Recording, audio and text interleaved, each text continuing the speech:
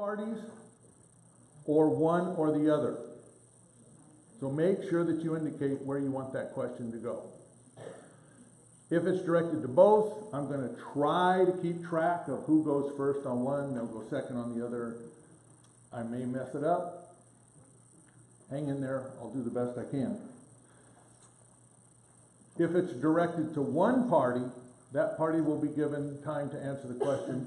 The other party then will be given the opportunity to respond.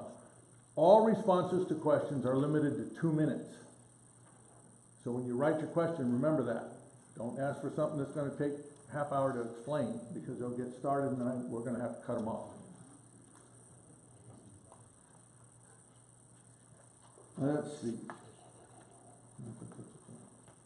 As I said before, we're anticipating we're going to get the same question for more than one person. Stephen will go through. He's going to pick one so that we don't repeat. So your particular question may not get read, but listen for one that's similar. And if you get it, fine. If, as a result of that answer, as I said before, something comes into your mind that you want for clarification, raise your hand, get a card, and send it over. As long as there's time, we'll try to get the questions answered. Okay? The other thing we want is for everybody to stay calm.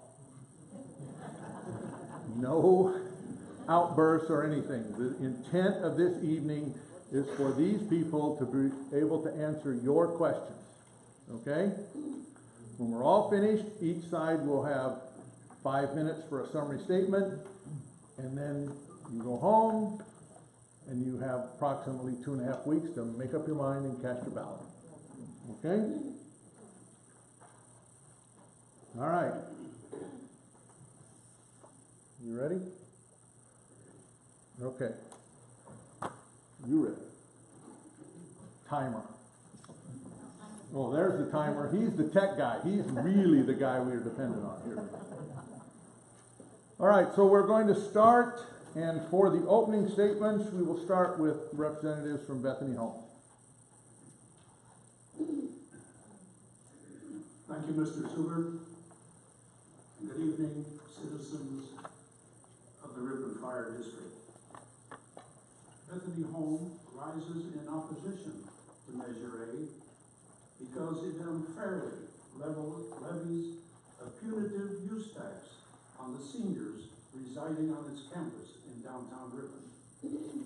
Measure A, written by a high-priced consultant at taxpayers' expense, seeks to tax each room and each apartment at Bethany Home $250, double the rate of any single residence in the district. In the minutes of the September 17th Citizens Advisory Committee meeting, it was recorded that several committee members felt that since Bethany Home represented 18% of the emergency calls, they should represent 18% of the cost. At the same meeting, the committee discussed how costs could be allocated by usage so as to not fund services on the backs of local businesses. That is the clearest evidence that Measure A is not a parcel tax, but rather a punitive use tax laid on the backs of Bethany Home residents. 2 meetings were held with the chief and board members. We asked that Measure A be removed from the ballot as it unfairly singled out seniors living at Bethany Home.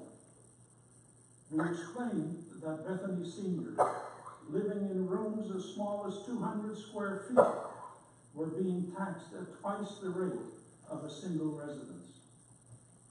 We were told that Bethany Home represented 17% of the emergency calls, and they must pay their fair share. At a subsequent meeting, the offer was made to lower the tax to $125 per room and apartment. We declined this offer. We did so because we are committed to getting this right legally. in a measure that is fair and equitable, not after the fact by a handshake deal. We were also uncomfortable that this deal would require us to support Measure A. We see public education and public safety as a core government function that should be funded by all citizens in a fair and equitable manner. Fees for public safety services are not based on use. Otherwise, the police department would seek to have property taxes increased to homeowners living in high crime areas. And large families would pay more tax for public schools. Principles of sound tax policy are equity, fairness, and transparency. Bethany Home was not part of this process. We didn't find out what the rate we would be charged until it was too late to even offer a rebuttal to be included on the ballot. In summary, why do we oppose Measure A? Measure A discriminates against seniors living at Bethany Home campus. A 250 tax based on the 81 rooms and the 209 apartments. And it can be increased 2% annually. We currently pay $14,430 in fire tax.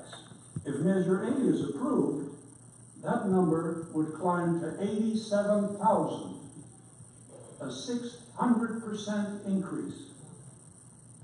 And this tax never ends. It is unnecessary, given the district's ability 30-minute warning. to meet response times.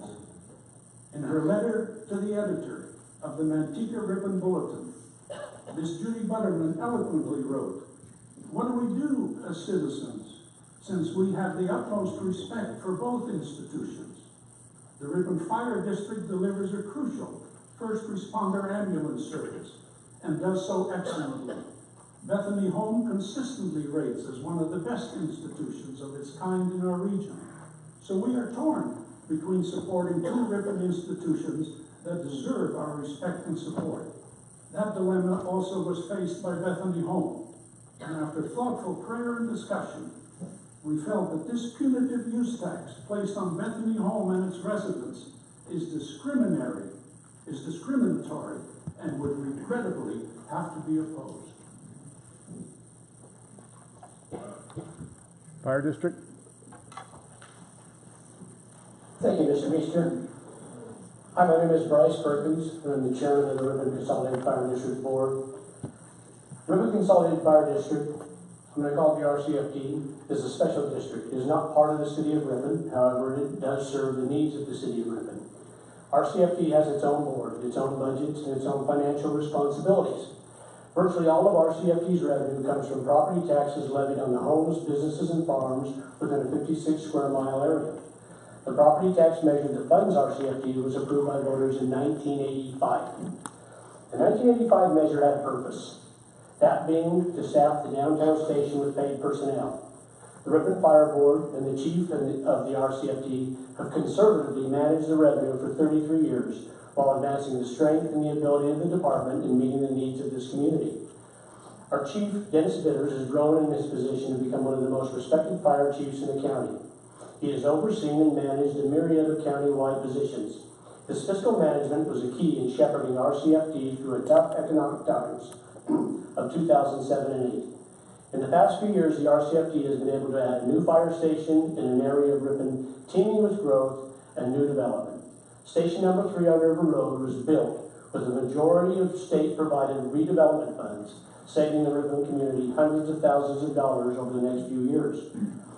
As smartly as RCFD has managed the revenue from the 1985 tax measure, it cannot be denied that the original measure was frozen in 1985 dollars. The RCFD has managed dollars for 33 years that are worth less each year. All the while, the town continues to grow with the addition of major commercial transportation areas and a major sports park that attracts hundreds, if not thousands, of visitors, just to name a few things. Now the California real estate boom has come to Ripon. Ripon is a desirable place to live and people are flocking here.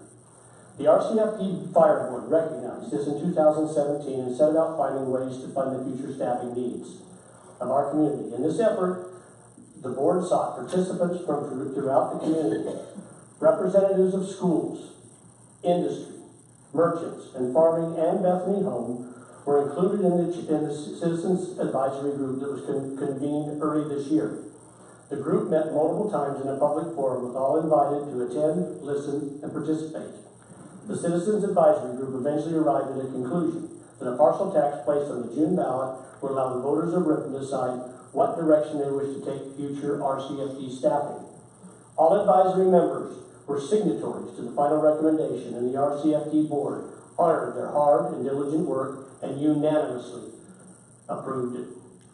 After the measure qualified for the ballot, RCFD was contacted by Bethany Home with an objection that the Measure A called for an unfair tax rate on their corporation on their campus properties. The RCFD board met with the management and board members of Bethany Home to attempt to mitigate their objections and to listen to their concerns. During a series of 4 meetings, it was suggested that RCFD set the rate for Bethany parcels as the same rate as other homes.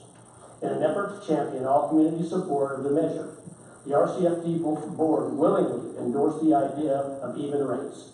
Since these meetings and this exchange, Bethany has rejected the offer and expressed only a desire to scuttle and now defeat the measure and return to the 1985 rates.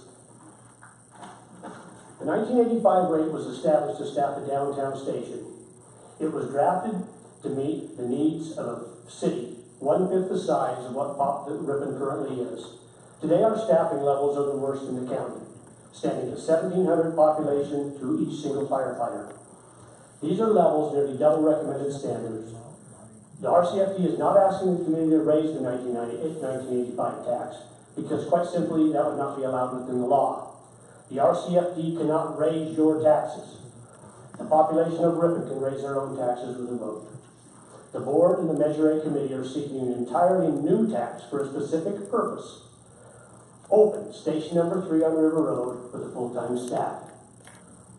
The major opponent of Measure A is the Bethany Home Corporation. Bethany is spearheading an opposition campaign that claims that RCFD wants to increase taxes on seniors by 600%. The RCFD board has proposed and passed a declaration of intent to approve a resolution 30-second on warning. the June 13, 2018 meeting to apply the same taxes on Bethany residents as other area homes. In short, to lower it to $125 per residence.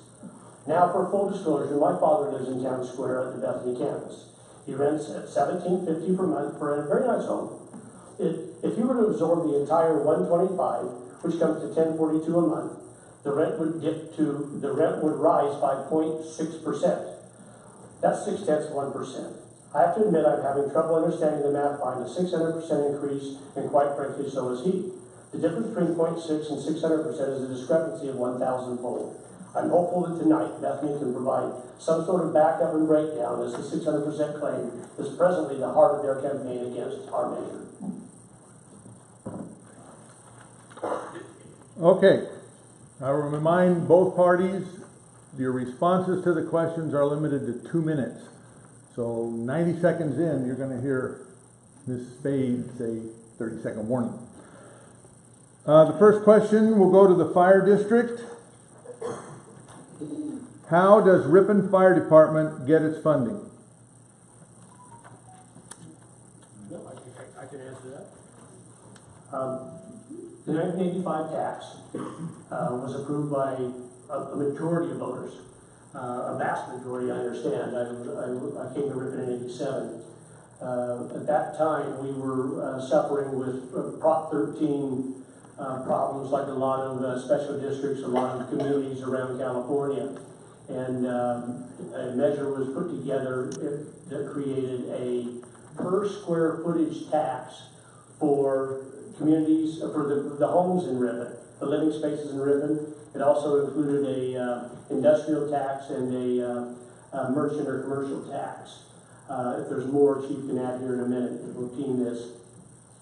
That was passed overwhelmingly, and that provided just roughly what I've understood about $150 per home was levied for that tax at that time. It could be more or less based on square footage, but I think that was kind of the average. That is by and far our vast source of revenue. We do get small bits of revenue from serving as a OES representative for the city of Ripon. I believe we do hazardous cleanup for them, hazardous activities for them, and then also we get ambulance revenue. I'm going to let Chief elaborate on ambulance revenue. So in addition to the Prop 13 tax, which across the county we get about 4% of the 1%, 30-second warning. the average is 11.7%. So we started out lower than everybody else, and that was because we were a conservative spending department. We have the 85 tax that was added to try to augment the losses of Prop 13. And then also we get ambulance income, which is what we charge for our ambulance service when we transport someone, and we only charge when we transport someone. And that is impacted by the reimbursements that have changed due to managed healthcare, Medicare, Medi-Cal, things like that. So that continues to go down. Okay. Bethany, do you have anything you'd like to say? I'd like to respond to the real estate boom that has come to Ripon, as outlined by the distinguished president of the Fire District Board. When a real estate boom occurs, home values go up. And when homes turn over, the county has an ability to increase the property tax, of which the Ripon Fire District receives 4.4%. And it's shown that in the period from 2011 to 2018, home prices in Ripon have increased 85%. So that should allow for increased revenue. And when looking at the budget from one year to the next of the fire district, no allowance was made. The same amount of income was projected, even though home values and property taxes are increasing. And in 2019, the home prices are estimated to rise 6.7%. All right, next question. Point No. of order. Oh, what? Are we to address the last question or just anything that's happened in the last half hour? No, the last question. I got it. All right, next question goes to Bethany. How was the 600% increase calculated? All right, we currently pay $14,430 to the fire district. And if this Measure A passes, we have 290 units. And so 290 times 250 is 72,500. You add that to the 14,430, and it's $86,930. That's 600%. Okay. Fire district?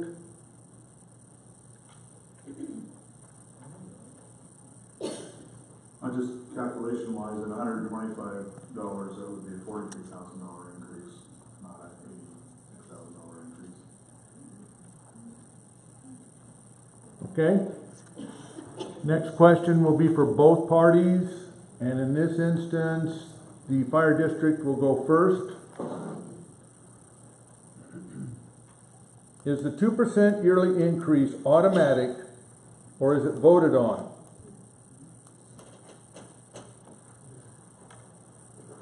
Thank you for the question. Every increase each year is voted on. And by the way, it isn't 2%, it's matched against COLA. and whichever is lower that year is what we are voting on. So if COLA comes out in any one year at a level below 2%, that's what we're voting on. We have provided really nothing for provision for deflation, which can occur, but I have to imagine if we have deflation, that we would have to manage within that. I have not had a precedent in that in my 10 years, but it is the lower of either COLA or 2%, and we do have to vote on it, yes. Bethany, any input? All right, next question. We'll go to the fire district. How does Ripon Fire compare to other neighboring fire departments when you consider what is collected in tax revenue?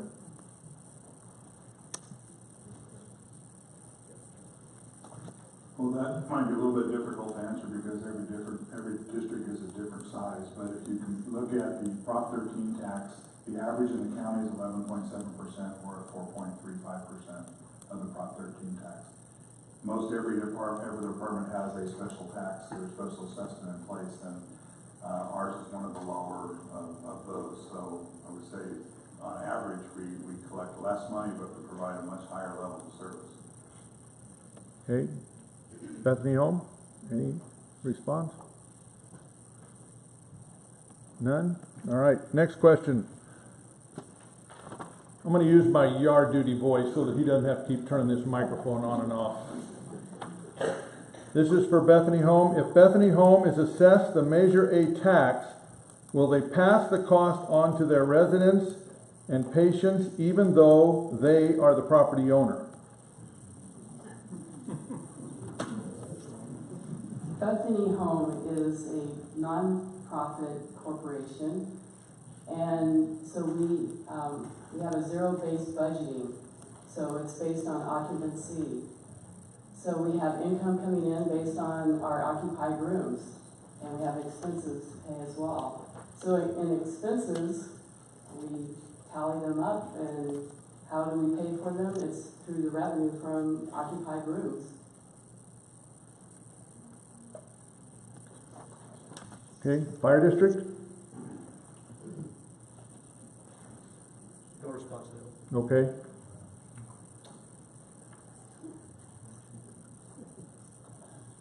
This one says both, but I'm going to send it to the fire district and let Bethany.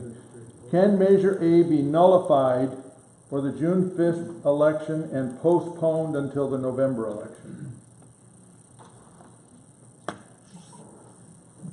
That's a great question. I guess if we decided to do that, but the fire district has invested time in this. They've asked the community to try to come with us together and pull together a measure they thought fit the community. We've mitigated it in ways that we think are reasonable and fair. We believe going forward that the time is now for the citizens of Ripon to decide where we're going with this. This is not the first measure we've had on the ballot. When I was early on joined this board in 2008, we had Measure O on the ballot, missed by just 14 votes of probably providing the funding we would need today for this very staffing. So looking at the work that's gone into this, and also this stuff has to go on the ballot based on personal money. We don't fund this through the fire district. We have to go out and seek donors. People have to put their personal money into this campaign. So we've got a number of people that have had faith that this is going to go through. So we've got investment from outside sources. We have people's time put into this. We owe it to all of them to move forward. Nothing? Okay. Do we still have time? Yes, you do. Just one point of clarification. As I understand it, you cannot remove it from the ballot. The ballots are printed, they're on the ballot, and it cannot be removed. It has to go forward for the 30-second one. Okay. Bethany? My response would be that we were not part of the process, and so we had asked for it to be removed, but apparently it's not going to be removed. Okay.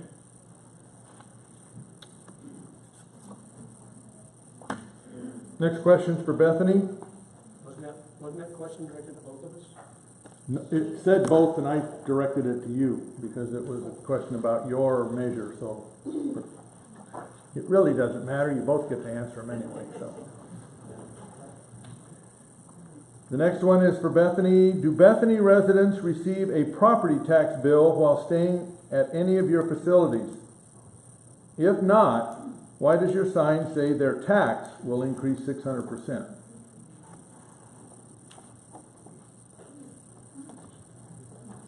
Again, we are a not-for-profit corporation, and we have an accounting office that receives the property bill, and it is divided among the campus. There's 10 parcels, I believe, and so each parcel is taxed. Okay? Fire district? Wait a minute. Oh, you have more? Okay.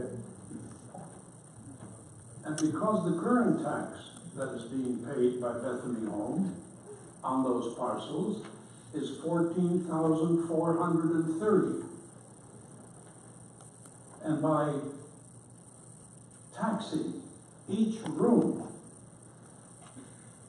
of which there are 89, and then there are 201 apartments.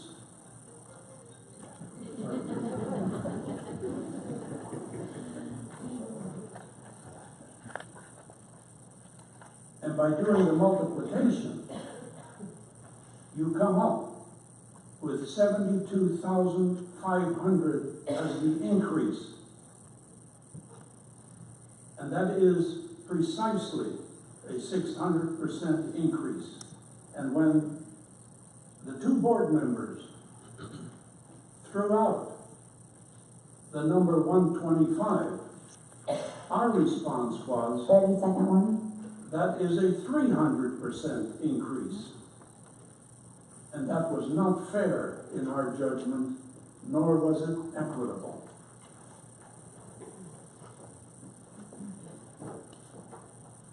Fire district? Let me respond. Yes, you have 2 minutes. I appreciate you pointing out that the 125 would be a 300% increase. I would like to know, the community I think would like to know before the evening's over, if the 125 that everybody in town is paying was also assessed to Bethany, and the 300% increase became a reality in a future ballot, would you simply take your signs down and change the 6 to the 3? I'm perplexed whether you would be on board with this tax in any way. I can't determine, even after private meetings, where a mitigated level is. And I can't let that pass. I'm going to share that with the community. You'll get your chance at the end. All right, next question is for both.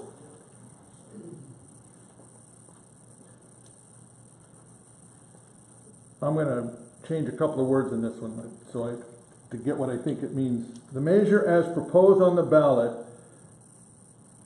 had no rebuttal to Measure A. How democratic is it to do that when no one even knew that this measure existed? And according to my notes, Bethany has the first response. That's our point exactly. You're asking about the mitigation. If we had been at the table, someone from Bethany Home that had the decision-making authority, either myself or Henry, or we have several board members that live in this fire district that would have been more than happy to serve on the Citizen Advisory Committee. We were not given the opportunity. We did not learn about the impact of this $250 per unit, not parcel, per unit, until April 17th, long after the ballot was approved. So therefore, the ballot time period elapsed for our rebuttal. It was, I believe, in March, either March 28th. We didn't know about it because the public notice went in the Stockton Record, not in the Manteca Ripon Bulletin. Fire district. Thanks, Leo. This is a really large point of contention for the public to be aware of. When the Citizens Advisory Committee was put together, a number of people were asked to join it. People from Bethany were asked to join it. Management from Bethany, a manager from Bethany joined our Citizens Advisory Committee. Our secretary of the Citizens Advisory Committee, the one who kept all the minutes, was a Bethany resident also. That information, from everything that we understood as a board, everything related back to us by our committee that was serving on that board, we sent 2 people to serve on that Citizens Advisory Committee, reported to us, all paperwork, all minutes indicated there was a Bethany person on that committee. And I'm not going to name the person, but when we met after this measure hit, that denial began. And we have disputed that from the start, that they were represented, that their information got back to them, and they mishandled it. And for that to be the fire department's fault in terms of providing time for rebuttal, I think is an unfair accusation. Bethany was in the room. All right. Next question, and this one. What? Why can they not rebut that at this time? Well, I mean, if somebody. because I've got a pile of questions here to go That through. is a And question right there. well, but if somebody wants to resubmit the questions, send it up here. But I'm trying to get through this, okay? Yeah. This one goes to the fire district. In a flyer, you mentioned you can't charge Medicare, but you have no problem passing the cost on to Bethany Home. Is that correct? That's for the fire district. First, then, sure. In a flyer, you mentioned you can't charge Medicare, but you have no problem passing that cost on to Bethany Home. Is that correct? Your question first, then they follow. So I think Bethany Home and the Ripon Fire District are really under the same problem. We both work with Medicare and Medi-Cal, which are laws. They're not insurance plans. We're severely restricted in what we can charge. We can charge whatever we want, but they're only going to pay what they're going to pay. And I think it's fair to say that both of us have write-offs. I think the difference is that Bethany Home can and does choose to pass their write-offs and their write-downs on to the rest of their residents. They raise their rates to compensate for that. So they have a zero budget, I think it was called. The fire district and myself as the fire chief is not allowed to do that. We have to balance our budget. We can't work on an unbalanced budget. So we're not allowed to pass that on. The only way we can pass anything on is to go to board members or go to the public and ask for a tax increase. Whereas the corporation of Bethany Home can pass that on and does pass that on every year. That's the difference between the two agencies. Bethany.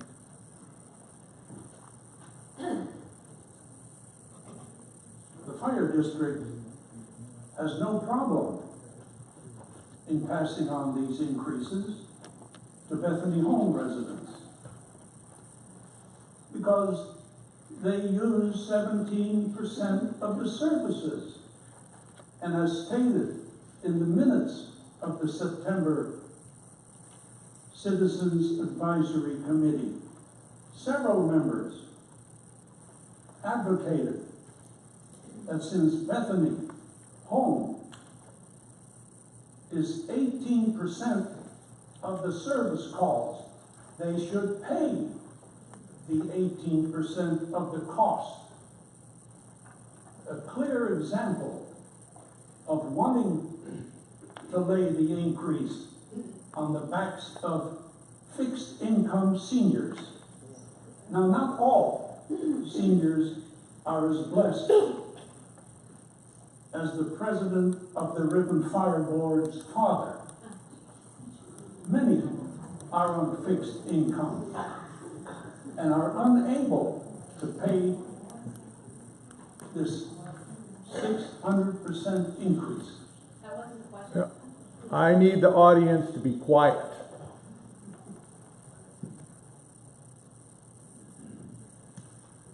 We need to keep the answers focused on the question. Both parties, okay?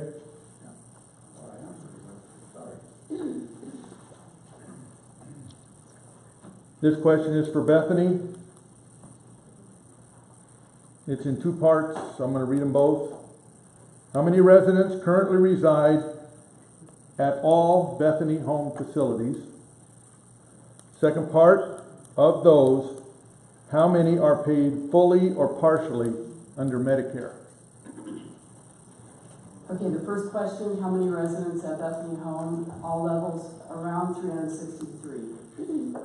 The second question, I'm going to go to talk about skilled nursing. Skilled nursing beds, we have 92 beds that are Medi-Cal and Medicare certified. Currently, we have around 81 residents in our facility, and nearly 50% are on Medi-Cal, receiving Medi-Cal benefits. That's fluctuating. We have several that have applications out there for Medi-Cal. So I can speak to skilled nursing. In assisted living, we do not have Medi-Cal benefits there. We do not have a Medi-Cal waiver. Just for clarification then, if I heard that right. You have 390 total residents? Around 363 residents Okay. throughout independent living, assisted living, skilled nursing. Okay. And in skilled nursing, roughly 50% of them Right. are in and there were like Medi-Cal. 90, so it'd be about 45 out of the Well, we have 2 363. beds out of commission, and then we have several open beds right now. Okay, So, yeah. thank you.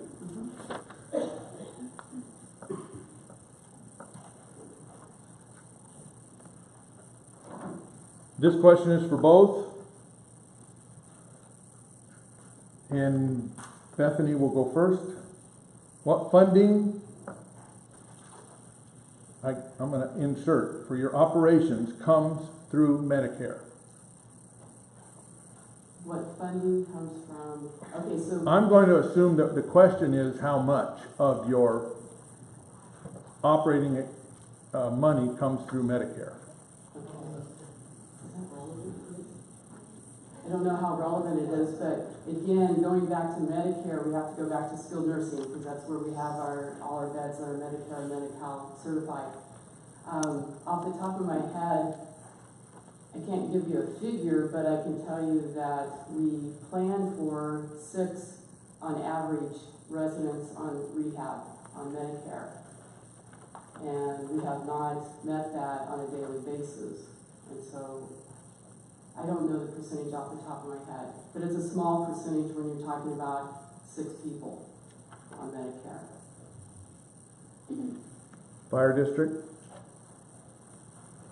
I agree that's a hard question to answer, but what I could offer is that our funding that comes from Medicare would be in the form of reimbursements for bills charged for ambulance transports.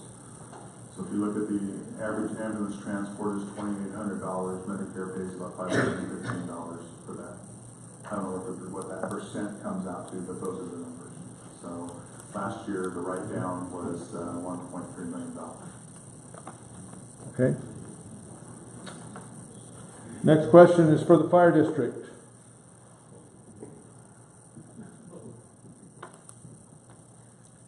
It has been stated that 17% of the calls go to Bethany Home. What is the percentage of calls that go to truck stops and businesses in those complexes? Okay, so that was one of the questions that was just asked by Cindy, and I was trying to get that information to her. We've been working on that. Some of this information it's hard because the way we query information. But what I know is that we looked at the truck stop we looked at Midland Sports Park, Separate them out. and we looked at, Highway 99, and those comprise about 25% of the call volume that goes to Bethany's campus. So those added together are substantially less than Bethany, the Bethany campus. That's the best answer I can give for that. Bethany? I realize it's difficult to data mine numbers, but it would be helpful to know the numbers so that we can get a clearer picture, because what I understand is, 139 transports in fiscal year, or in the calendar year 17. I don't know how to compare that to where did the other 83% go, and when we're talking about the truck stop, and the other hot spots, I don't know that number. Okay. This question goes to Bethany. Why does Bethany need to pass the cost along to its residents? Does Bethany have a reserve account that could offset the costs?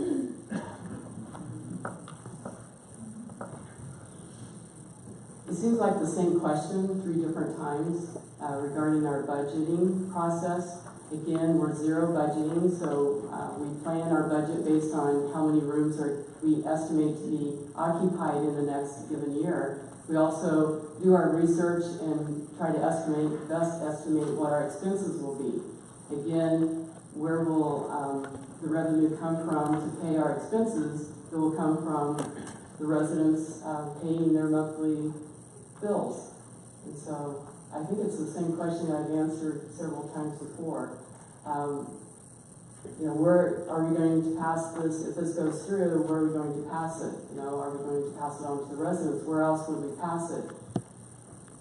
And the other thing I would say is, with the 2%, up to the 2% possibility, this is looking at a 10-year period, it's over $100,000.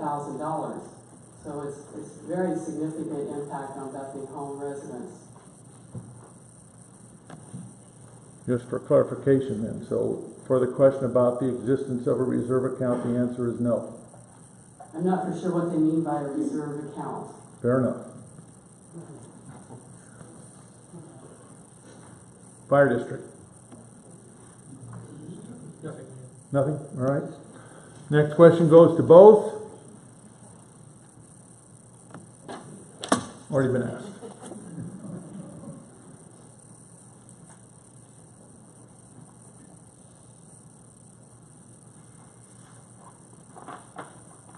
This one I'm going to wait on.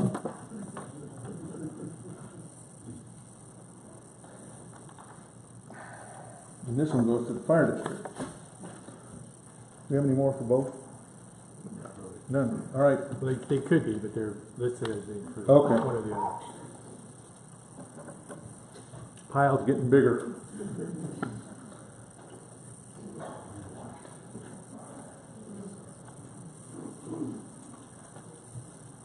Bear with me a minute. I want to get an idea of what we're up against.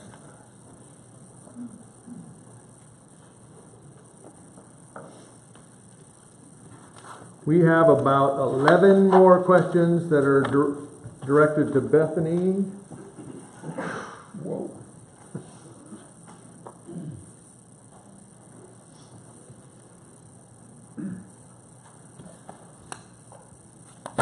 And about 23 for the fire district. So hang in there. And people remember, 2 minutes. This one will be for the fire district.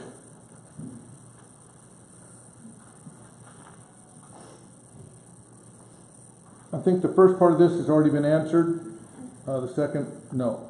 First question is, why were Bethany Home executives not invited to be part of the Citizens Advisory Committee? Second question, why was Measure A not distributed when the fire district went door to door? Why was Measure A not distributed when the fire district went door to door? I'm not sure what that was, but.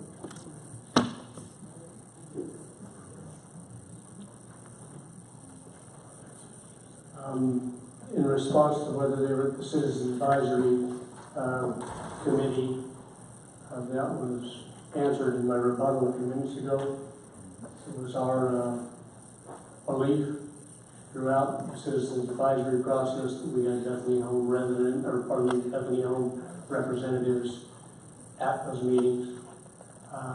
I attended one meeting because we use a committee to go, and under the Brown Act, we can't have 3 people there. So if someone was absent, I would attend in their absence, and I was left with the same impression. Bethany was discussed in the meeting. There were qualified people offering concerns about Bethany, and we had every reason to believe, and our minutes had every reason to support. And by the way, the minutes of the advisory committee meetings are online. If you'd like to go online and look them up, they're all there for the public to read. So, I believe it bears out that we had reasonable belief that Bethany was at that meeting. As to the second half of that, I really don't know how to answer why when people go door to door, do they have a copy of the resolution, the measure with them? Is that what he's asking? I think so. Yeah, I don't think they're obligated to do that. I don't know that somebody doing something on behalf of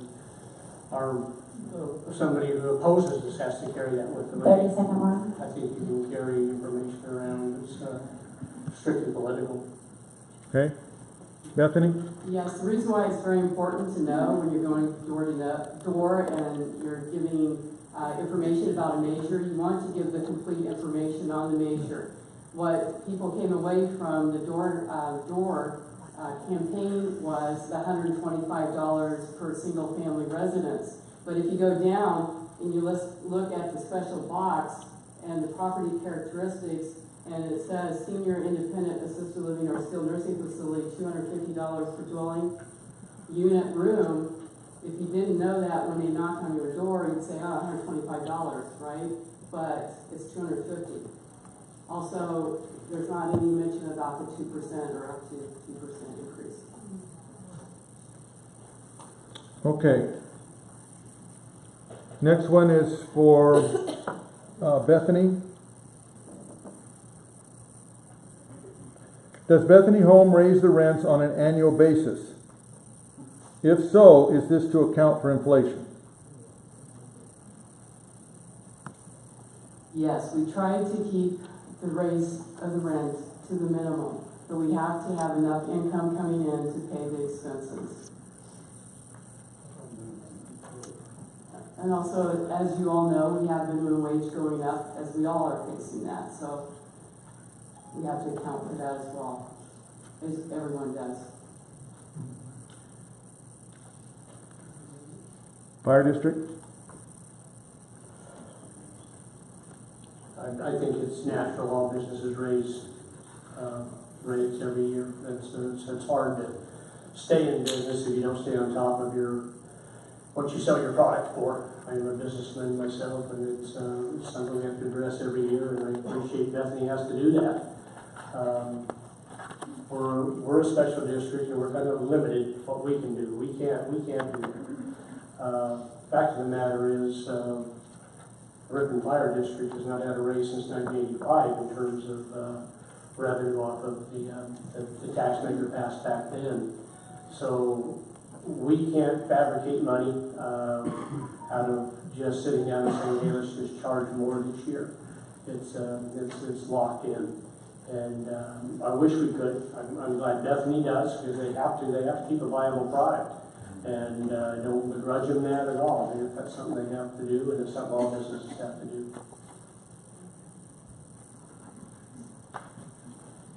Okay, next one's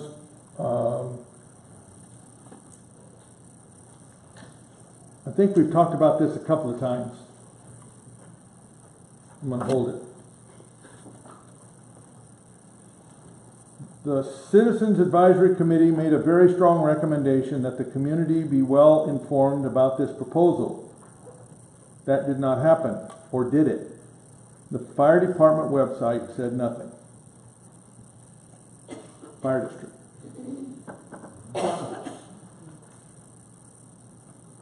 First of all, the fire district is not allowed to advocate as the fire district. It's the administrative us to do that. We have to be very careful that we don't use taxpayers' resources, dollars, or man-hours to advocate on behalf of any tax measure. So that's why it wasn't listed on the website of the fire department.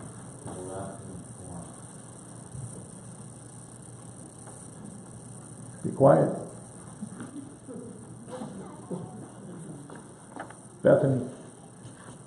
And this is one of our points that we've had problems trying to understand why the taxpayers in the district were not fully informed of the impact of this Measure A, and especially the impact on Bethany Home residents. So it would have been nice to have this type of forum before it got on the ballot. Unfortunately, we're here tonight after the fact. Okay, next one.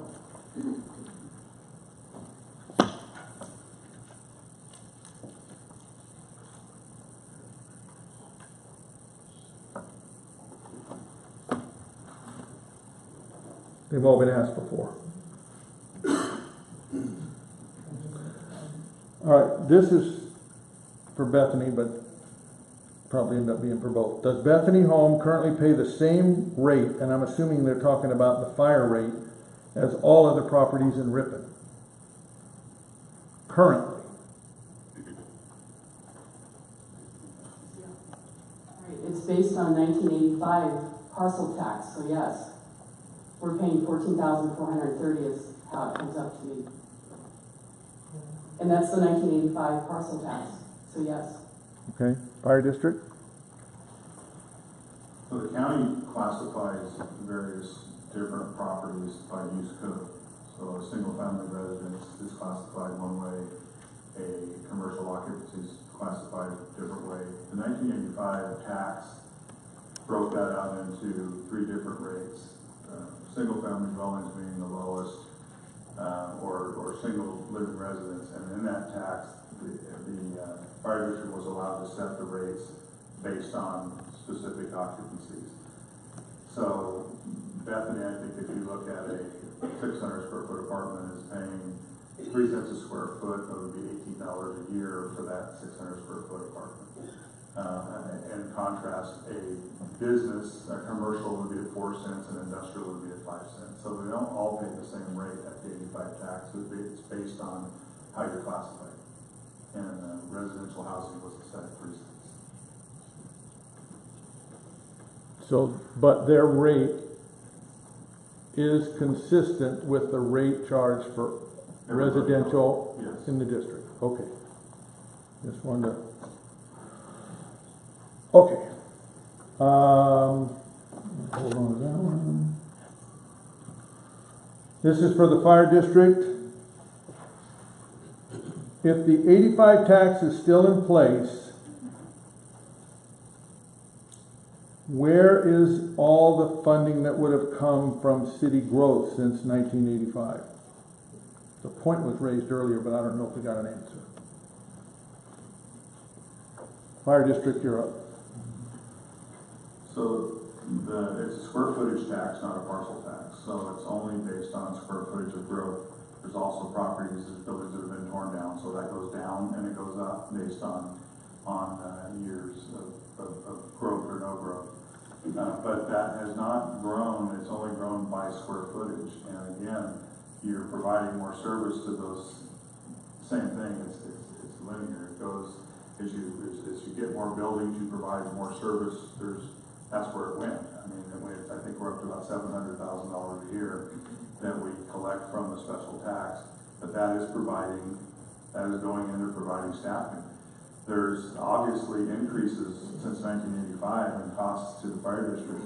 Employment costs, as we have more calls for service for medical, for fire, more personnel. You have to pay those personnel, cost of living increases, you have medical benefits, cost of apparatus, cost of everything that we do has gone up just like everybody else. The costs have gone up at the fire district, they haven't stopped going up.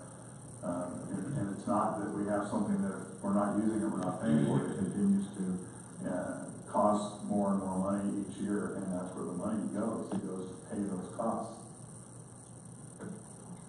85, we're not paying people at 85 wages anymore also. And we are at 14 people today, and we were not at 14 people in 1985, we went for full time paid staff. So our staff's grown over those years too, to respond to growth. Okay, Bethany? With regard to increased values, I have to believe that the tax assessor in San Joaquin County is a very competent individual. And when he or she sees that homes sell at ever increasing prices in this fire district, he raises the property tax, of which 4.4% goes to the Ripon Fire District.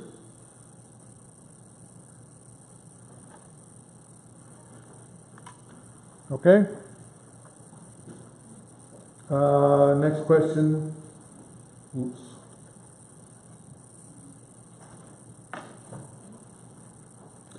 Well, nothing was circled, but it's for the Bethany representative. Was the Bethany Home representative authorized by the executive director to speak for Bethany Home? And were all of the meeting minutes given to Bethany management?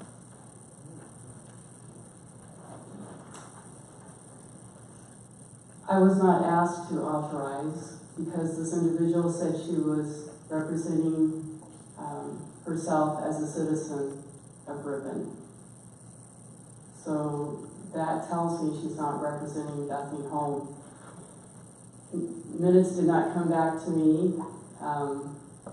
In my past jobs, when I represented my community at different committee areas or whatever, I would come back with a full report to my executive director, and that would be my expectation.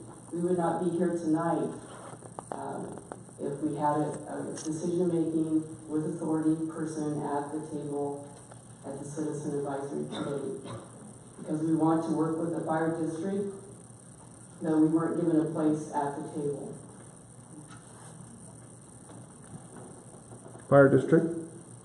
A short rebuttal, Leo. In our meeting at the library, I believe Mr. Meester indicated to Mr. Harrison and I that the Bethany employee was there on time card, on staff time. Whether that person returned minutes to him, I can't answer for, but I was told that at that meeting. Okay. At this point, all the questions are either for Bethany or the fire district, so I'm just going to alternate back and forth. Now he has. Okay.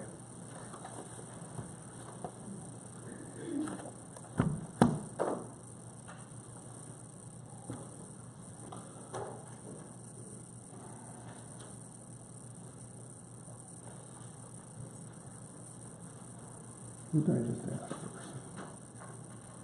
first? Fire district, you're up. Who would oversee the money from Measure A, and is it guaranteed that this money goes to staffing, or is there a possibility it can be used for other than staffing that the measure is based on?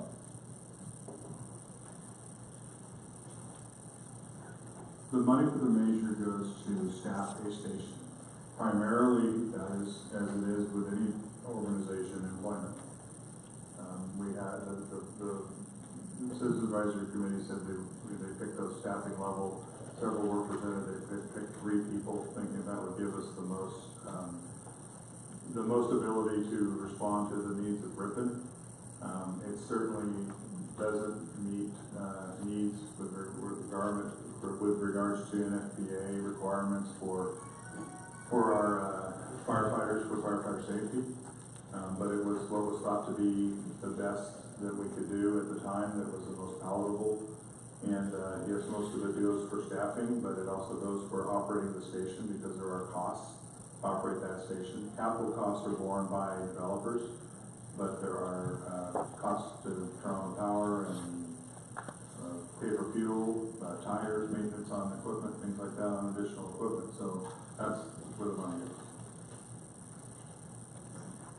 Bethany? I might add, though, in a few seconds, it all stays in the district.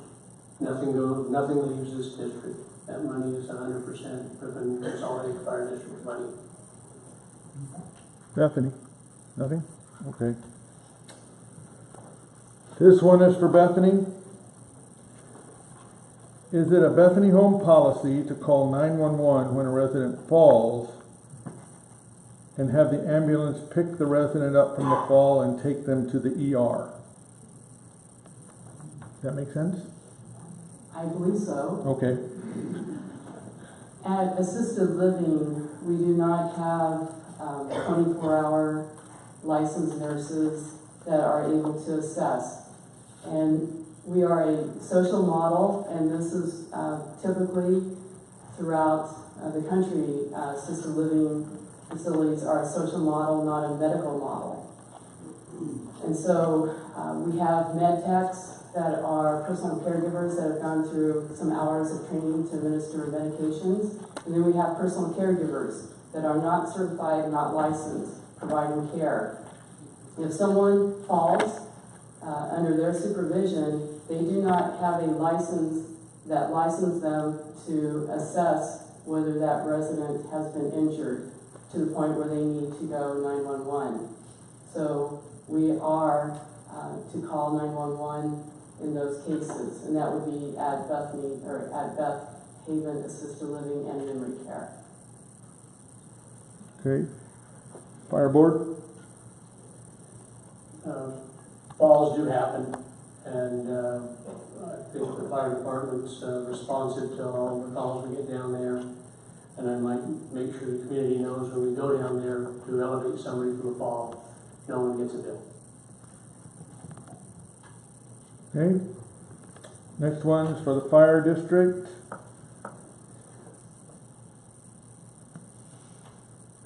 I think it's been answered, but not specific to the question. Why are Bethany home apartments taxed at $250 and Chesapeake Landing would be assessed? It says 100, but I'm assuming it's 125.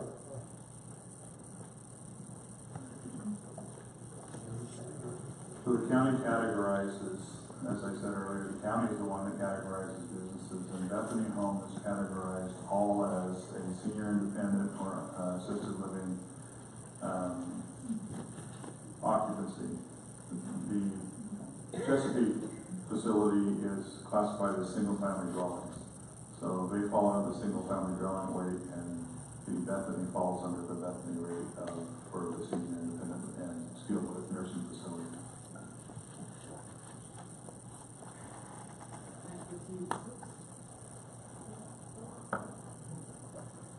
Okay.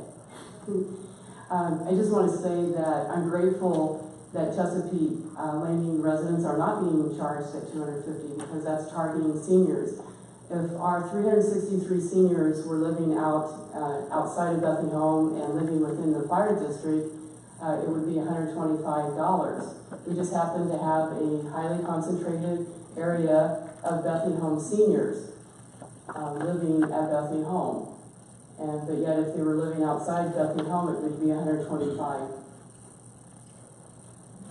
Okay.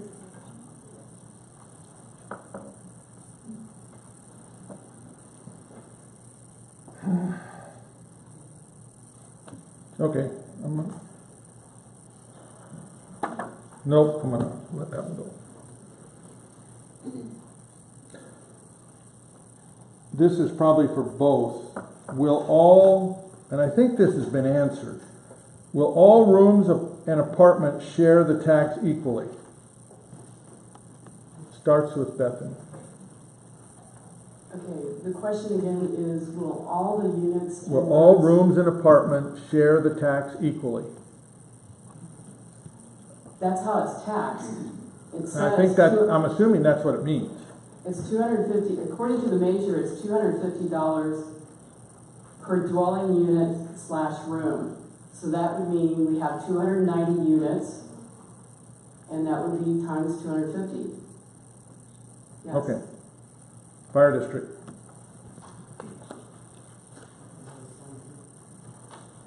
Yes, it's per dwelling unit, however, if there's a dwelling unit like in the care, in the instance of the care facility, the hospital is divided by the number of beds inside the room. So if there's 2 beds in the room, then it's split, that could be split in half. That's up to Bethany how they would pass that on, but I would imagine that would be passed on by resident. Okay.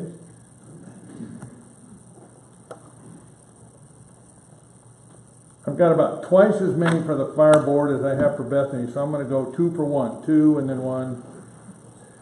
And we're not taking any more questions. We'll be here all night at this rate. We're still at about 28 questions to go. Does the Ripon Fire District have any difficulties providing effective fire protection? What does this tax provide in terms of additional effectiveness?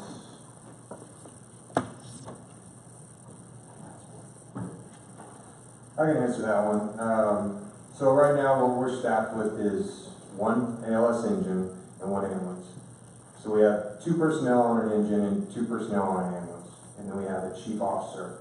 So we have 5 personnel on duty a day.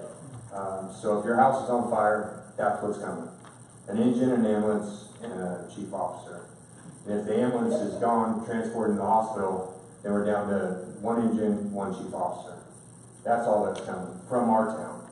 So we have to call multiple towns. We're calling Salida, Manteca, Escalon, sometimes Tracy, Lathrop, Manteca, for more personnel. Because you just can't handle a structure fire with 2 personnel.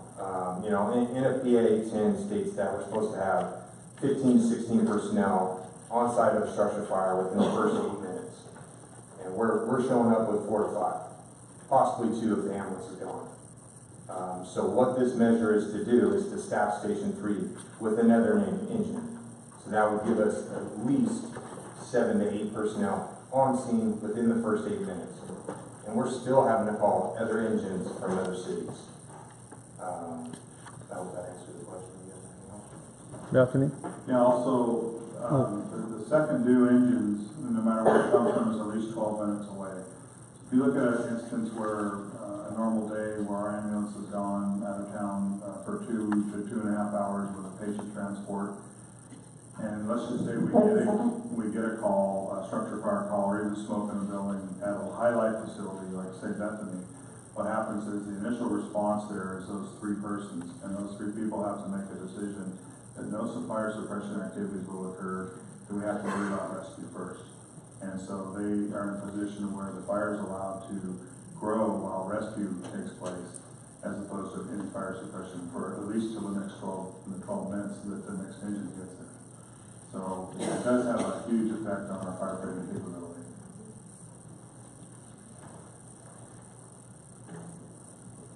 What I understood by some conversations we had with the chief and others is that the response times are being met by the district. We did confirm that today by contacting the office in Stockton, and it's over 90% that the calls are being answered. What I understood also that if there's an ambulance at Bethany Home, and normally there's 7 or so people that come pick up 1 person, that if they get another call, then another ambulance is dispatched from the district. And that was my understanding. If that one is occupied, then they go to a multi-aid agreement. Okay. Second one for the fire district. What types of services, if any, does the fire department give to Bethany Home besides the obvious firefighting and ambulance transport? Is there a charge for any extra service?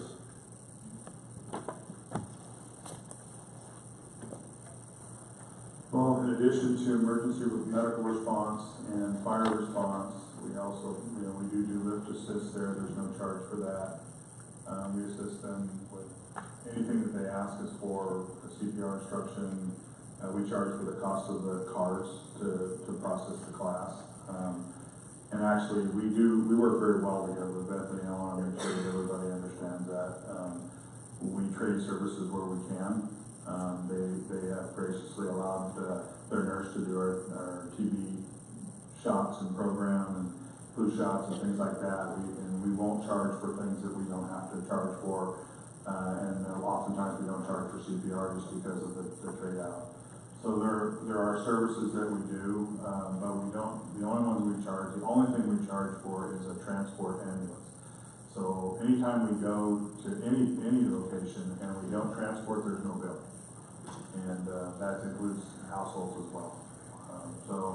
And if we go, just say we go work a heart attack victim that does not or succumbs to the heart attack, we don't transport, there's no bill. So we just have to absorb the cost of that response, and that happens throughout time.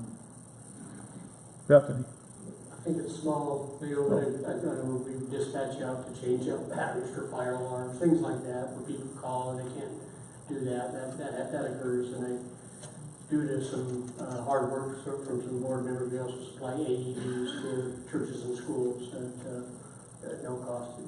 We have donators who provide that. Okay. I believe we do pay for our training, and I was thinking it was around $80 or so. So that is, you know, when you have 20 or 25 to 30 people, that does add up. And we are grateful, again, we are grateful for the fire department.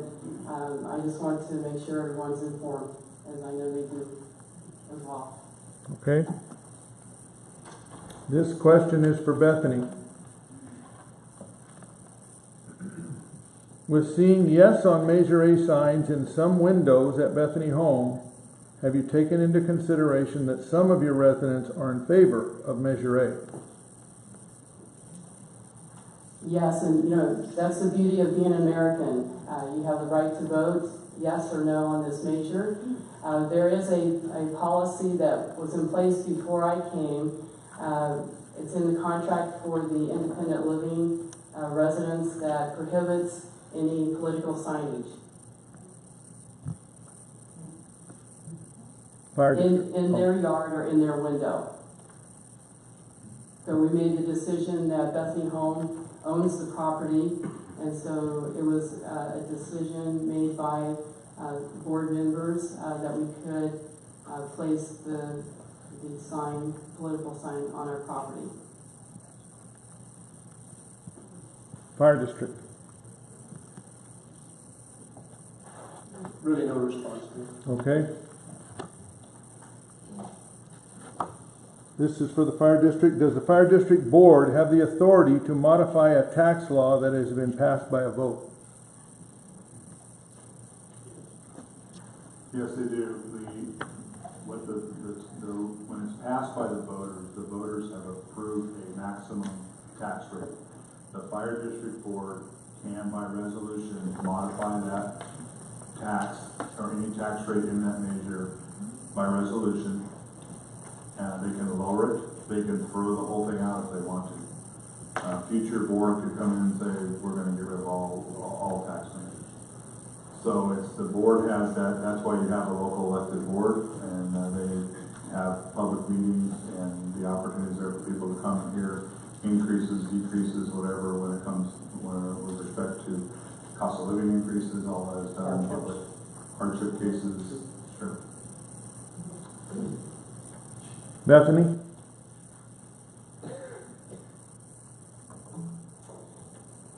Our council advised us that when a measure is voted in by 2/3, it becomes a law. That law is on the books. And whether they have the authority today to throw the $250 out or reduce it to $125, it's just a matter of time that a future board, or when chief, maybe you're going to retire in 10 years or 20, there could be a new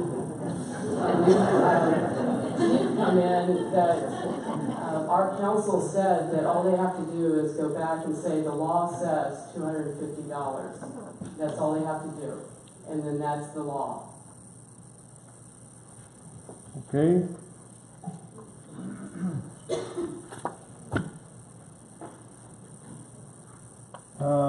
Okay, a little long, so bear with me. I'm a resident at Bethany Home. I reside in an apartment and my husband is in Beth Haven Memory Care. Does that mean I would be required to pay $250 tax for myself plus $250 for my husband?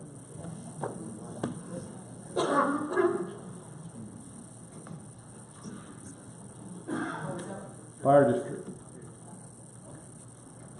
Well, first, the tax is not on the person. That tax is a business tax levied against the Bethany Home Corporation and the campus and the land that is in place there. I can't answer that question for this person. As I told you earlier in my opening comments, the tax that was levied against my father comes to a far different dimension than that, and $250 or $500, I believe only Bethany can make that decision how they allocate that tax against their business. But this is not a tax on residents. This is not a tax on seniors. This is not a tax on individuals. It's a tax on a business, and Bethany would have to make that decision. Bethany. This tax, going back to Measure A, this tax is per dwelling unit, and who occupies that unit are seniors, and who pays their rent, seniors. So yes, if there is a resident that is living in independent living and they have a spouse that's in Beth Haven assisted living or memory care or perhaps over skilled nursing, this is a per unit, per room, per apartment tax. So it would be $250 for the unit in independent, $250 for all the rest of the rooms throughout, in memory care, assisted living, and skilled nursing. Okay. Second question. We through? What would be the direct, this is for the fire district, what would be the direct effect if the measure should fail?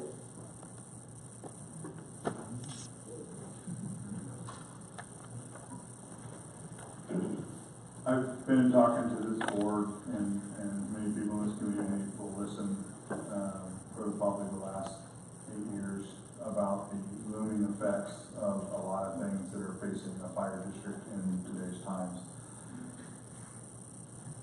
And as I've said, and I've been misquoted, I said that if this measure doesn't pass, it doesn't change what we do as far as our attitude. Our people will come just as hard and just as fast as they always do. But people need to understand that we're going down a path where more times than in the past, that won't be fast enough.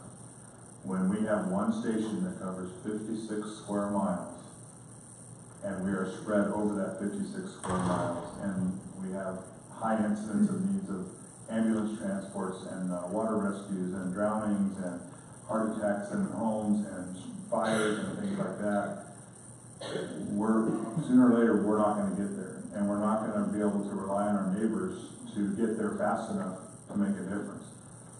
I've always said that maybe sometimes people think I'm a little bit dramatic because my life is measured in seconds and minutes, and whereas most everybody else's is in hours and days and years.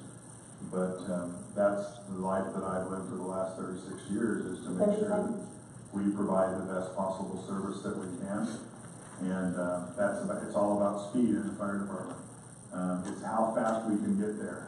We ran a structure fire today, and we were on scene in 1 minute and 32 seconds, and that's because it's close to the station.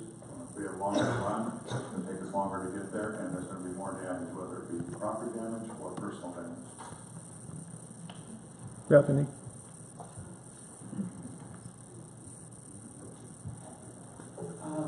So the question is about what happens if Measure 8 does not pass, the Yeah. impact on the fire district. Yes. I don't know if I've heard much talk about, and we're very grateful for the 35 or 36 volunteer firefighters. And what I understand is if this measure doesn't pass, you still have the manpower, the woman power, to provide the services, to answer the calls. Again, Bethany Home is open to help fund the need, but we want to be at the table, and at the table should be a decision-making representative with authority by the board. Right. Second question for the fire board. How many ambulances does Escalon have? Is their fire department larger than Ripon's? Escalon Fire Department does not have ambulances. Escalon Ambulance Service is a non-profit ambulance service, community-based, subscription-based ambulance. It's not tax supported, and they have currently probably 1.5 ambulances in service. When they have their extra ambulance in service, they put it at our Station 3 to be between the two departments to try to cover both sides. The difficult part for them is that because they are not a tax-supported ambulance, they are subject to posting. And so they, throughout the day, get called to go cover Manteca or go to other areas. So the actual unit hours that are in Ripon are very, very small. And it's only when they have staffing to cover it. So the answer to the question is it's an ambulance service. They have 1.5 ambulances, and they're struggling to keep the half ambulance that they have right now. It's a struggle for them. We don't know how long that will be in service. The reason they have that is they're trying to pick up their second calls because they're in the same position that when they leave their district on a call with their primary ambulance in Escalon, then there's nothing to pick up the second call. They have to pay fines because they're late on every call until that ambulance is back. Bethany?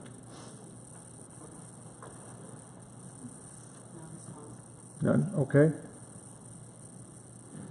This question is for Bethany. What would be a fair way to increase the tax in your opinion?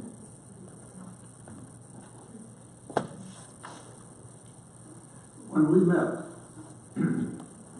with the chairman of the fire board and another board member and the chief,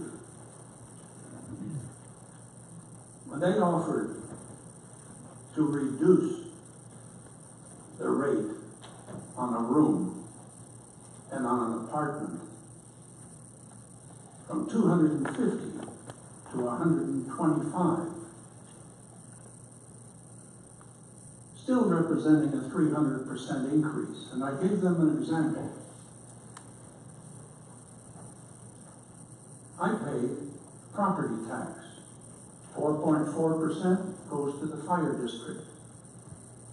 Then based on 1985, I pay $130 fire tax. And now I'm going to receive $125 parcel tax. So my tax goes to $255, and that represents a 96% increase. It is very difficult for me to understand why a room of 200 square feet should be taxed $250 when my 3,200 square foot home 30 seconds. is taxed at $125. And so we offered to double the tax that we pay from $14,430 to $28,600. And we got this a reaction.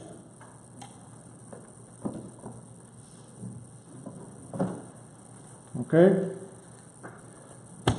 I've got one question left for Bethany. And what? Did I start with it? Yeah, okay, go ahead. Thanks. In all due respect, Mr. Meester, I don't believe you made that counter offer. I asked you in the meeting, at least give us a counter offer. What would you accept? And you said remove it from the ballot. That was your response. There was no counter offer in that meeting. But getting away from that, the 250 has obviously been counter-offered at 125. The fire district has the power through resolution to reduce it. We could reduce it for even further or even less, I guess, but that's the offer that's out there. And the community needs to know that the people running this fire district, certainly going forward, if they ever attempt to change that. I think of some words here, ethics, morality, and also political suicide. My goodness, I can't imagine a person sitting on that board that's gonna take that future position. And I'm not certain for forever, but I guess the same question goes back to Willie and Bethany. Who are any of these entities going to be in 20 years? They could be a different entity at that time too. So as far as the people that I know that I've been near on that board and known who preceded me on that board, I believe that some of the most honorable people from this community on that board. Okay. I've got about 8 questions left for the fire district, 1 for Bethany. So I'm gonna go 4, 1, 4, and then you'll get your closing statements, okay? These are all, I think, hopefully fairly quick. First question, why not just get another ambulance instead of staffing an entire station?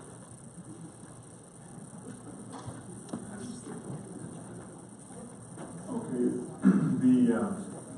the whole operational design of an emergency response system is based on response times. So you want to spread your apparatus out, and you want to cover, your whole district. There's a lot of talk about the ambulance. There is a huge part here that's the fire department response. We're a fire protection district. We're not obligated to provide an ambulance. We do so because the community requested it back in the 70s, and it's been in operation since. It's the longest running ambulance in the county. It's ALS, and I think that there's been some comments that have been made about why don't we just get rid of the ambulance. If that's what the community really wants, then that's what the community has to decide. But we have an ambulance right now, and we're trying to continue to offer the best service that we can. Putting a second ambulance in service still requires more people. And putting a second ambulance in service and having 2 ambulances gone means there's more people that are going to be gone when there's calls. We don't do transfer work, we only do emergency work. We keep an emergency-only ambulance available in this town. We don't contract out to do transfers, we don't do things like that, because that's not what we're about, and that's not a money maker by any means. So emergency ambulance service is the money loser. It's not something that you get into to make money. The private ambulance companies that are in business do other work, do other transfers under the contracts. We don't do that. So we're an emergency-only based ambulance, and adding another ambulance is only going to make the problem bigger, and it's not going to help the fire side at all. Bethany? Nothing? Okay. This is also for the fire district. Why does it take 1 fire truck, 1 ambulance, and 1 police car to come out on an emergency call?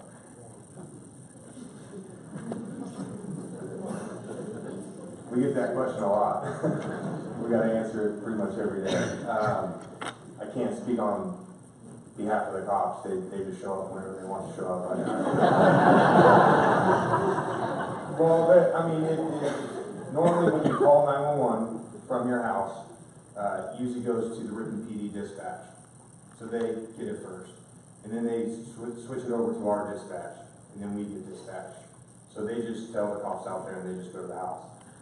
Which is a wonderful thing, because most of our cops carry the AEDs, they're CPR trained, they're already on the roads, and they usually get to the house first, which is wonderful. We love working with Ripon PD. So you're usually going to get one of them.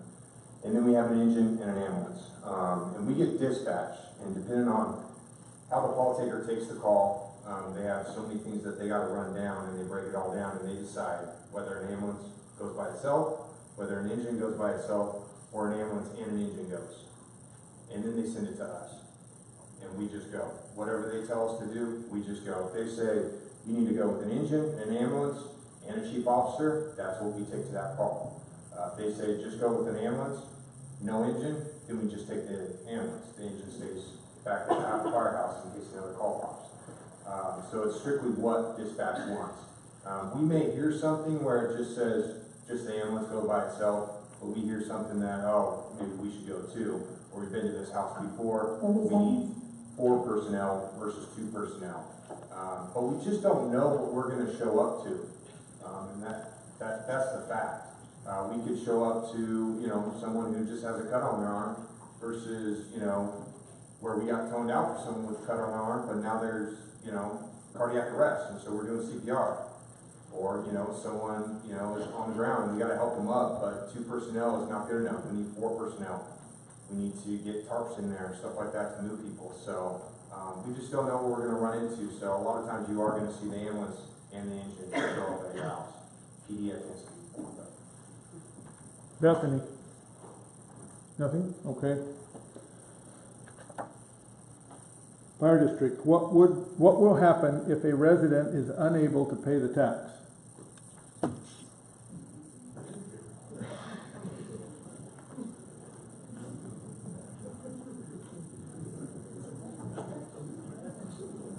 As a district, mentioned a minute ago, we can have a resolution and we can do lots of things with the tax. We can go downward with it anytime. The board is staffed with people with hearts. And if there's a hardship case out there and someone comes to us with a hardship, and they have over the years on different events, the fire department simply gives it away. They write it off. Bethany? If I understood the question, I believe it was pointed towards Bethany Home resident? Or was that? It just said, it doesn't say, it was to the fire district, said what would happen if a resident was unable to pay the tax? Okay, Not specific to anybody. all right. Well, at Bethany Home, and as I mentioned, you know, we have nearly 50% of the skilled nursing residents are receiving Medi-Cal benefits, so that tax would be shifted to those that can pay, and that's how it would be handled at Bethany Home. Okay. Fourth question for the fire district. Mr. Perkins indicated that the up to 2% increases allowed for in Measure A are voted upon, would be voted upon annually. Who would vote on this? The board would vote on it. By example, currently the $150 tax generated by the 1985 tax measure, we have to vote to receive that and approve it each year. And that money is voted on and approved each year and put into our revenue. Same thing will happen with the new measure. It will ride each year. There'll be a comparison of COLA versus the 2%. The decision will be made which one is the appropriate. The board will have to vote and get a majority vote to raise it or not raise it based on the board decision. Bethany? You'll hear about this in the closing comments, but this again is the reason why our council is saying that any gentleman's agreement, we need to be careful because once a measure becomes law, it's on the books. And so the board would have to approve this every year. There's changeover on boards, and we've already discussed that. Okay. This one is for Bethany. What could or should be done differently in the future to avoid situations like this? Call the executive director at Bethany Home and invite the executive director, or if that person needs to be appointed by the executive director, give the executive director the opportunity to appoint that person. And invite Bethany Home, the decision-making authority representative, to the table. Okay. Fire district.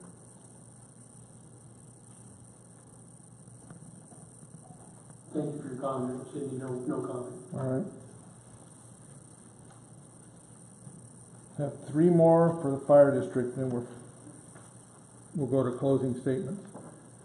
The National Fire Protection Association creates standards for how fire departments operate. How does Ripon Fire stack up to those standards on fire calls and medical calls?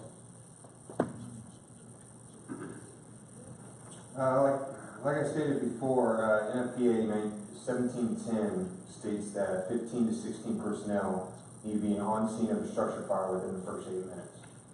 We have 4 personnel to 5 personnel, possibly. If the ambulance is gone, we're down to 2 to 3 personnel on scene in the first 8 minutes. And that may be even 9 to 10 minutes because we have to drive north all the way to River Road, all those houses out there, if we don't have a station staffed out there. This measure is to staff a third station or staff a second station, which is station 3, to bring another engine in with 2 to 3 personnel, which would give us 7 to 8 personnel on scene in the first 8 minutes, which is still below standard. Also, OSHA standard is 2 in, 2 out, which is a law. We have to have that, which means if we put 2 firefighters in a burning building, an IDLH, immediate danger to life and health, we have to have 2 on the outside in case we go down. And if the ambulance is gone, we have 2 personnel on the engine, we can't go inside the building until another engine gets there from another town, because we only staff 1 engine. That's it.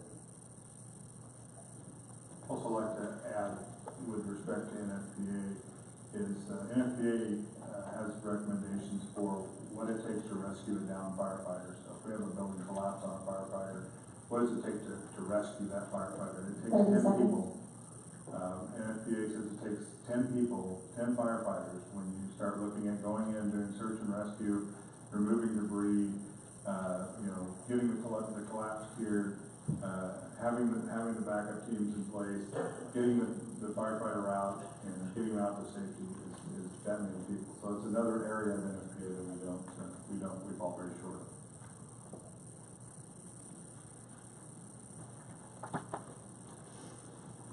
Stephanie? This is just another comment about the volunteers. I do appreciate, your staffing challenges. I know at Bethany Home, we have staffing challenges as well in a different venue. But we don't have 36 qualified RNs ready to step in at any time either. So I appreciate your staffing challenges, but you do have a host of volunteers, which we appreciate.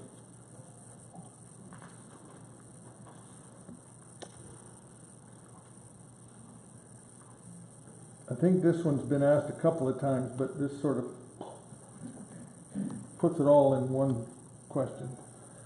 What is the justification for charging Bethany residents a double rate?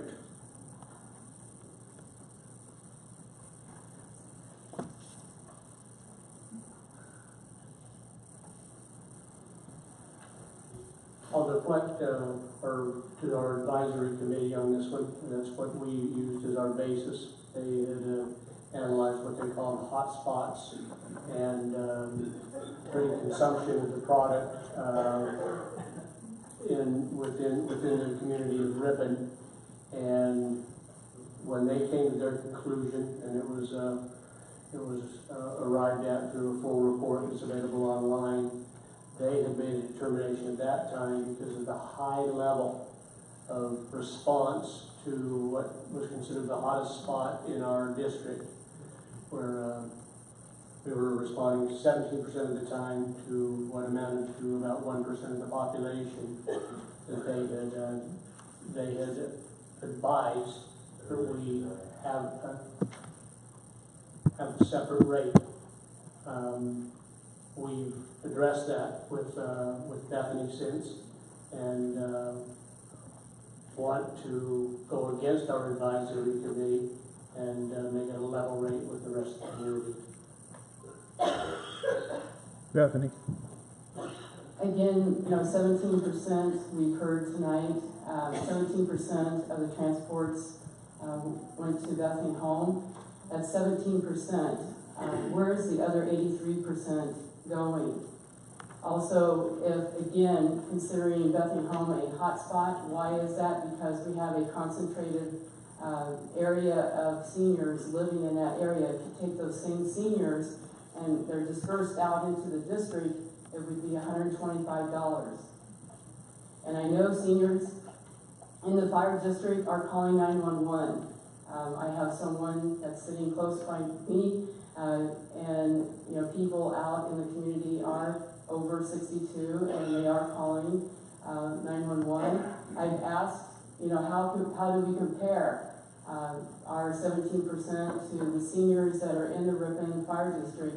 How many seniors call 911 and have a transport? I don't know that number, but that would be helpful. But again, I go back and say, seniors should not be discriminated against, and I'm very grateful that Chesapeake Landing seniors are not going to have to pay $250. I don't believe any senior should have to pay for a tax based on usage. It should be a parcel tax. Okay? Last question, I'm gonna combine two. This is for the fire district. Question is, how would a person be able to gain access to the district financials because they are not available on the website? Similar question asked about gaining access to fire department revenues for the past 3 years. Public information, make a request, and then we just ask that you make a written request so we know precisely what you want, so we can provide precisely what you ask for. There's lots of different ways to ask for information. So once the request is made, we provide the information. Bethany? Nothing? Okay. Took a while.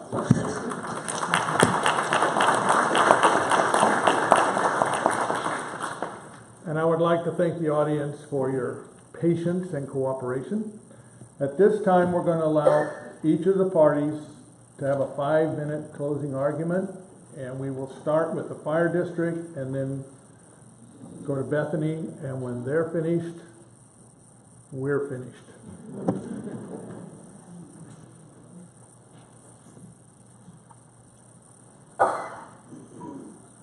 Okay, thank you. First of all, I'd like to thank everybody for coming tonight. No intention of this, I suggested, was to be able to ask questions.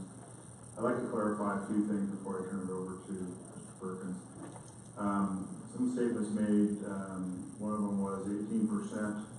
The advisory committee said 18% of the calls should pay for 18% of the total cost. Well, 18% of the total cost of $1.2 million is $216,000, not what's been proposed, which is $42,000 at $125 a parcel or a unit. So there was concession made there, and there was great consideration made that even though the recommendation was that Bethany be charged 18% because of the call volume, that's not what they were ever for. I think another thing that needs to be said is that during the recession, we took over a 30% drop in property values. Many people in this community went to the county and had their properties reassessed at lower rates, which is fine. That was devastating to the fire department's budget. We barely survived through it. The only way we did was because we lost people through attrition and we didn't replace them, so our staffing level went down during that time. Prop 13 limits how fast that can come back up, so the tax assessor has no ability to raise your taxes any more than what Prop 13 will allow. So then, and also with regard to our volunteers, we have anywhere from 25 to 35 volunteers, and that fluctuates through time because people come and go. We have, I think, about 5 or 6 people that live within our district. The rest of them are all from the outside. We have people from as far away as San Jose who are volunteering here. They come here and they work for free, and we love them for that. They give to this community, and they love this community too. They want to move here. But we can't count on them to be here. We don't know when they're going to be here. It's their schedules. They have jobs. They have other commitments. They have to earn a living because we're not paying them anything. So to say that we're going to count on 35 volunteers all the time is not a reality. And the most we have during a day is maybe 2, if that, and that's a big day. And it fluctuates. Some days we have none. So I think the volunteer thing needs to be qualified. And then also with regard to the ambulance response and secondary ambulance responses, it's not as easy as it's stated that if we are busy on a call, a second car will be sent from this town, because there is only one in this town that we can count on, and that's Ripon Fire. The other ambulance may or may not be there, if it is, and most of the time it's posted out someplace else. So with that, I'll turn it over. Sure. Thanks, and thank you for coming tonight. My love for this town is great. I have lived here my adult life, and I like everything about it. I've gotten to know this fire department over the last few years, and very proud to be associated with these brave guys, and they are hardworking. And you can count on them. This is one of the best bunch of people I've ever met. For Bethany, I want you to know that years ago, I drove my parents around this town, and I told them, and I lived in St. George, Utah, and I told them, when it's time, I said, you really should come and stay at this place. And a few years ago, Mom and Dad called me and said, it's time. And I was so happy when I brought them here. And they live over in Town Square. My dad does now. My mother passed away on a bed at Bethany, and my dad continues to enjoy his life there. I really have a soft spot for Bethany, and there is no animosity. This is about trying to cover the community. As a board director, as a board chairman, I feel it. I think about it all the time. What are we missing? What should we do more? And certainly don't want to be the guy who looked the other way when something needs to be done in this town. You know, I wrote a little quote here this morning. RCFD and Bethany are both nonprofit entities with similar noble missions. Bethany provides comfort and care for people whose quality of life and health are experiencing a gradual decline.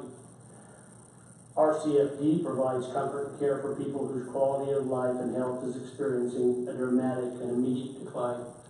We both have the same mission. We're trying to help people that their lives are stressed. And I think there's room in this community for us all to come together on a way to fund staffing, to cover what this community's grown into. Anyway, I thank you tonight for being here.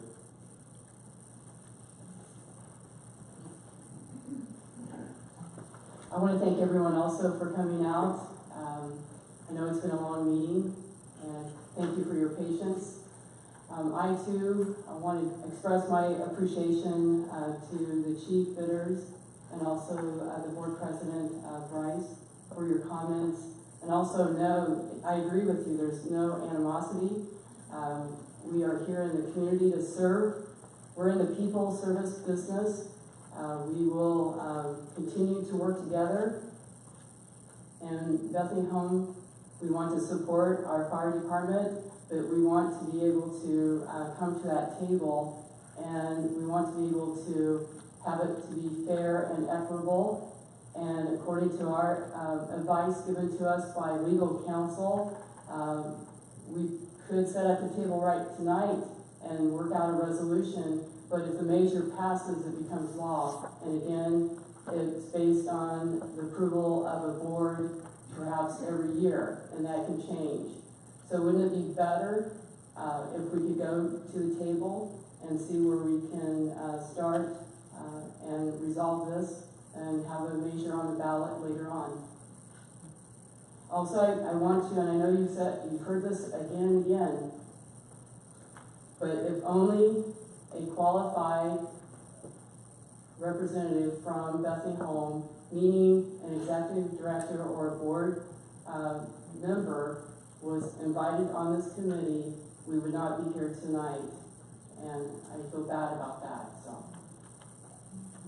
I'd like to read a letter that I wrote, and Cindy signed it along with myself to the Fire Protection District. It was hand delivered on May 1st, the day after our meeting with 2 board members and chief bidders. Dear Chief Dennis Bidders and board directors Bryce Perkins, Don Weaver, Tamara Spade, Harrison Gibbs, and Matt Cotrera. Thank you for the opportunity to discuss the impact of Measure A on Bethany Home and its residents. Your offer of $125 per unit and room still represents a 300% increase in the fire tax for Bethany Home residents. After careful consideration and reflection on your cool response to our good faith offer, and what that was doubling our tax, you leave us no alternative but to oppose Measure A. Now, citizens, we would not have written that in the letter unless we made a good faith offer to the chief and the 2 board members. The real question is, why are Bethany Home apartments taxed at $250 when other multi-family units are being taxed at $100? And why is a single room being taxed at $200? We think that's unfair and it's not equitable. So those are the reasons that prevent us from supporting this measure, which we would have been happy to do had it been fair and equitable. And we rest our case. On behalf of the chamber, I'd like to thank the 5 people who took the time to prepare and be here tonight. And I'd also like to thank all of you who patiently stood and sat for the last 2 hours to receive this information. I hope it was useful, and I hope that you'll use it to your benefit in making your decision. Thank you very much.